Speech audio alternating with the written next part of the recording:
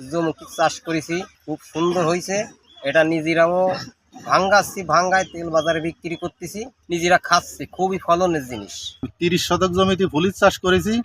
আশা করি ফুলের গাছ যেরকম দেখা যাচ্ছে, ফুল যেরকম দেখা যাচ্ছে, এতে খুব ভালো ফলন হবে। আর এই ফুলের এই তেল খাতি খুবই সুস্বাদু। বছরের তুলনায় এবছর তুলনাপুর ইউনিয়নে সূর্যমুখীর আবাদ দ্বিগুণ হয়েছে।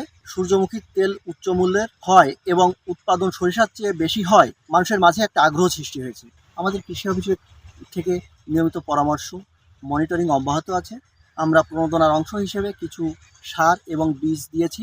বাড়ির সূর্যমুখী তিনের একটা সুবিধা হচ্ছে এটা জীবনকাল অনেক কম এবং সাথে ফলনও বেশি হয়, তেলের পরিমাণও বেশি এবং খাটো জাতের। আরও বেশি সুবিধা হচ্ছে এই সূর্যমুখী চাষের পরে এই জমিতেই আবার পাট করা যায়। সূর্যমুখীর তেল হার্টের ঝুঁকি কমাতে এবং কোলেস্টেরল কমাতে এবং হার্ট সুস্থ রাখতে সাহায্য করে। গত বছর আমাদের নড়াইল সদর উপজেলাতে 55 হেক্টর জমিতে সূর্যমুখীর আবাদ হয়েছিল। এবছর সেটি বেড়ে 78 হেক্টর জমিতে উন্নীত হয়েছে এবং আশা করছি চলতি বছরের ফলন দেখে কৃষকরা সামনের দিনগুলোতে সূর্যমুখী চাষে আরও আগ্রহী হবে।